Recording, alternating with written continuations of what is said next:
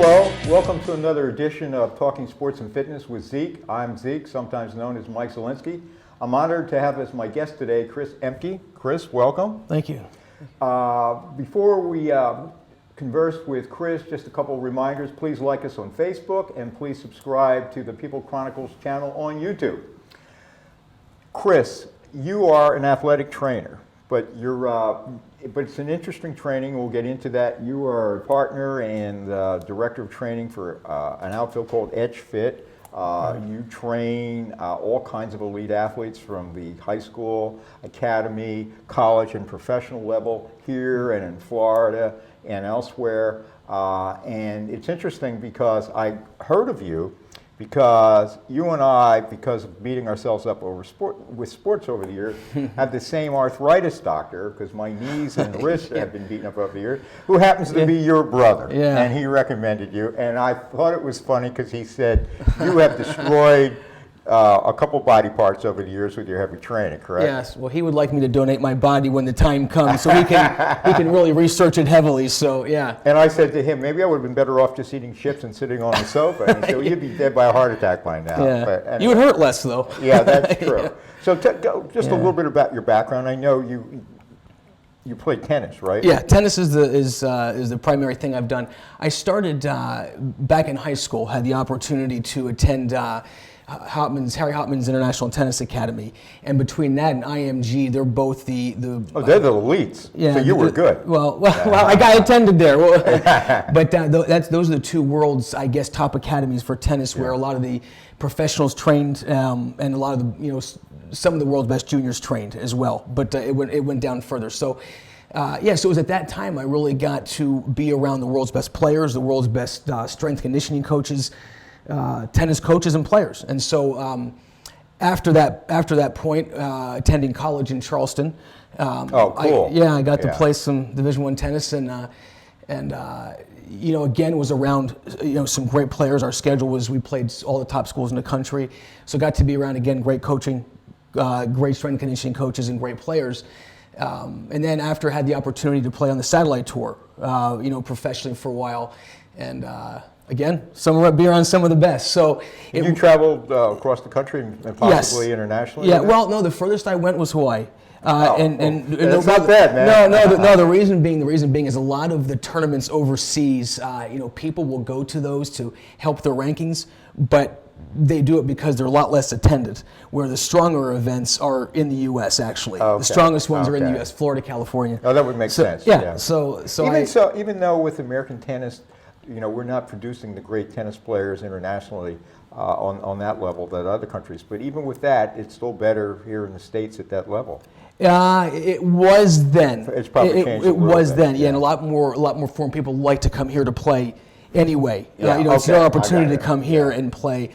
But things have changed a little bit. Yeah, that's a whole different conversation. But that part's changed. Some of the elite tennis players from Russia actually train here in America, right? Yes, like Sharapova. Yeah, a lot of them, and they come to the academies as well as different coaches. So, okay.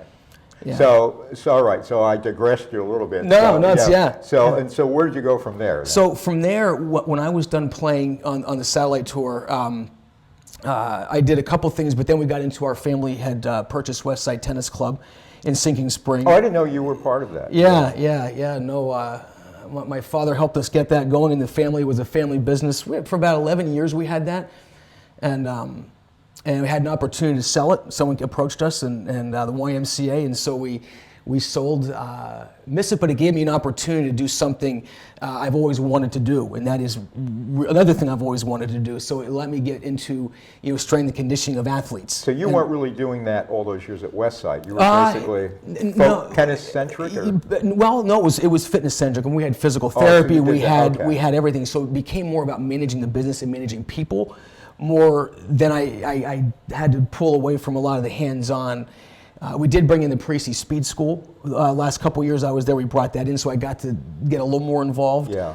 But I kept current outside of the business. As a hobby, I kept current on some things. So, so once we sold that, I had an opportunity to meet with Pat Etchberry, who's our partner, and he is probably one of the iconic strength and conditioning coaches in the world.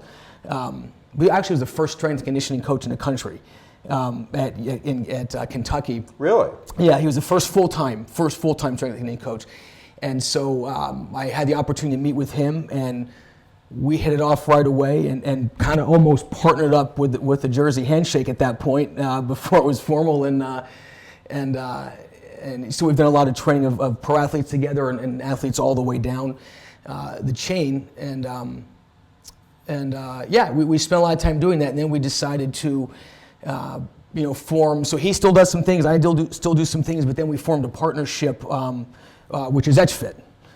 I love that name, and because his last name is Etchberry, but Etchfit because for people who are really fit, they always say they're shredded, they're carved. Yeah. So you're kind of like Etchfit the muscles. Yeah. So it was a little play on words, a little bit in honor of his last name. Yeah. You know, I did it for his last name, and also it's a better fit than Emkey fit. Right. Yeah. Well. Yeah. You're right. It does sound a lot better, but. So you guys partnered, and you do this a lot in Florida, right? Well, yes. How we do this is our basic model right now is this. So Etchfit is basically how that started to be was we're taking the systems, not the systems, we're taking the trainings that we do, and to be able to take this to different markets and to different people that typically aren't exposed to it, we've turned it into a system. We've systemized it so that people can, and package it so people can take advantage of it. So how we do our model, and the reason I can live here and Pat can live there, is our model typically, like we work with schools like UVA, we work with some a lot of colleges and a lot of pros, and how we do it in academies, we go down there and we evaluate. We evaluate the athletes, and we do it with their strength and conditioning coaches, with their trainers, whoever's involved in their training, and we thoroughly evaluate them, and then we create a program for them. So that's kind of a long process, but. Is there any pushback from their individual fitness coaches who have their own system?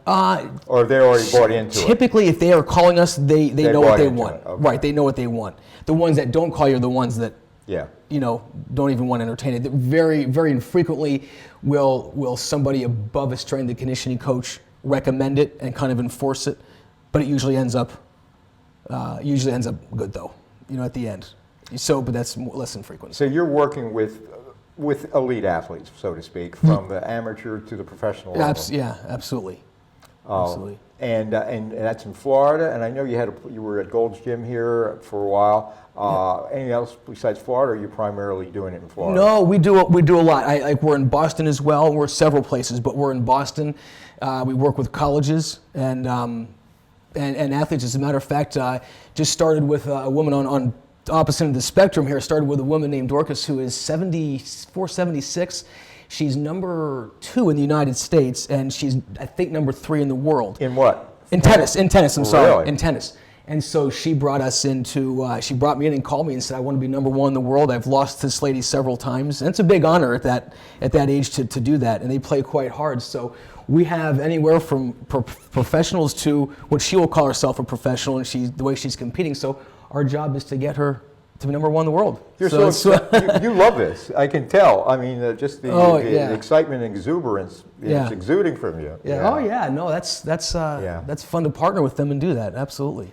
Now, I don't want to sound like Paul Harvey, but for the rest of the story, where we're really going to get into the details of the Etchfit system, that is for another day. So anyway, we thank you so much, Chris Emkey. Best of luck. Yeah, thank you. And we'll see you in a week. Yeah, absolutely.